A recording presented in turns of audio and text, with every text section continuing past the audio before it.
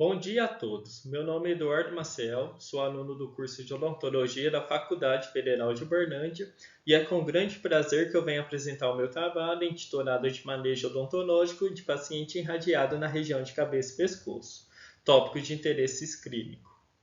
Esse trabalho teve orientação e supervisão da professora Priscila Soares e demais colaboradores. Primeiramente, vamos entender o que seria a radioterapia. Radioterapia nada mais é do que uma opção terapêutica para vários tipos de câncer. Tem uma metáfora que eu gosto de fazer que facilita o entendimento. Pensa num canhão que vai emitir radiação ionizante. Essa radiação ionizante vai atingir as células do tumor, células malignas, vai fazer com que essas células não cresçam, não se dividam, ou seja, vai controlar o crescimento do tumor. Em alguns casos, pode ser que elimine totalmente o tumor.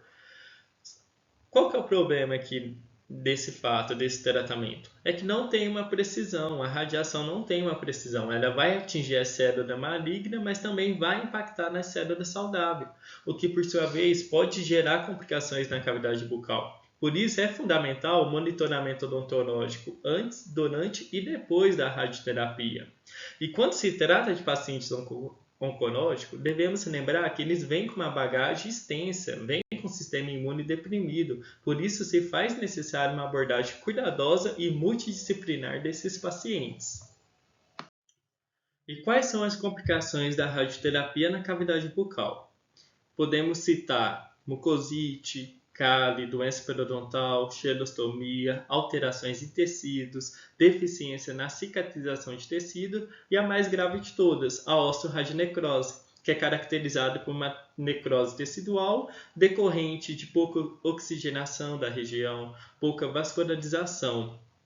Na literatura, a gente encontrou diversos fatores de risco, entre eles tabagismo, abuso de álcool, procedimentos invasivos como exodontias, doença periodontal não tratada e a dose e a intensidade da radioterapia. O objetivo desse estudo é analisar os procedimentos odontológicos em pacientes irradiados, considerando os efeitos da radiação no tecido, propondo recomendações baseadas em evidência científica.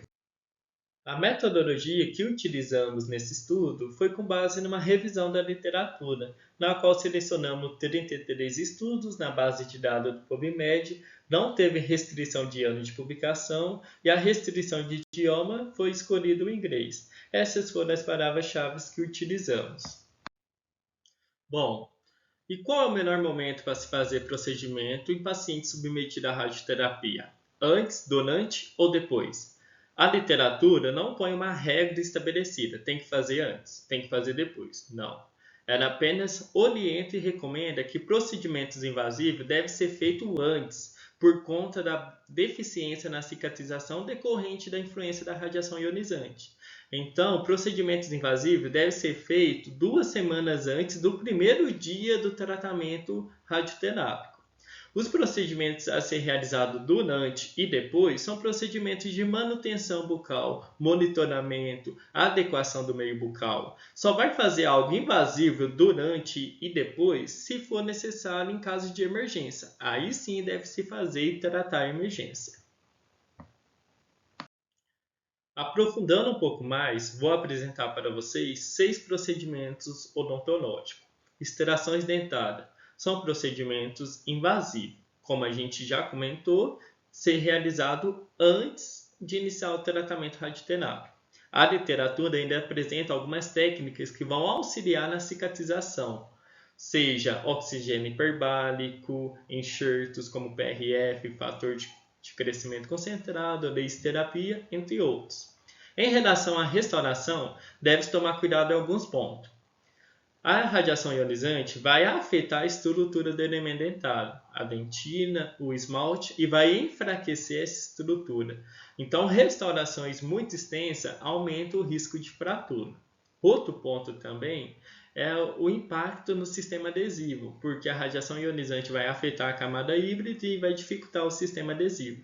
Então, a literatura recomenda, a um primeiro momento, fazer restauração com cimentos resinosos, porque além de não depender do sistema adesivo, eles têm o fator de liberação de flúor. E numa boca onde você tem Redução do fluxo salivar, a liberação do flúor é essencial para prevenir cáries.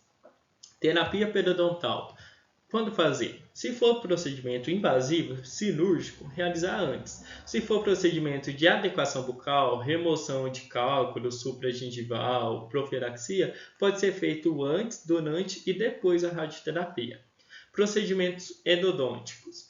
Bom, deve-se tomar cuidado, nesse caso, com o diagnóstico, porque após a radioterapia, pode ser que você tenha uma redução da sensibilidade pulpar. Então, você pode ter um falso negativo ali e achar que aquilo é o tratamento, que está morto, está necrosada a polpa e fazer uma intervenção. E na verdade não é, na verdade é apenas uma redução da sensibilidade.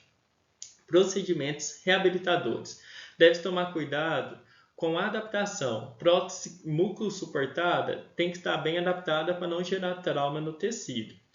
Prótese que tem suporte em elemento dentário. Prótese fixa, tomar cuidado porque o elemento dentário está enfraquecido. Então pode ser que venha a ocorrer um tipo de fratura. E prótese à base de implante deve ser realizado antes porque são procedimentos invasivos. Concluindo a apresentação, é possível afirmar que o procedimento odontológico pode ser realizado antes, durante e após a radioterapia, mas eles devem ser realizados de maneira menos invasiva, levando em consideração a necessidade de procedimento para cada paciente. É recomendado realizar um plano de tratamento adequado e um plano de manutenção durante e após a radioterapia. Com isso, finalizo minha apresentação deixando aqui o QR Code das referências e meus agradecimentos à comissão organizadora, à banca examinadora e aos apoiadores.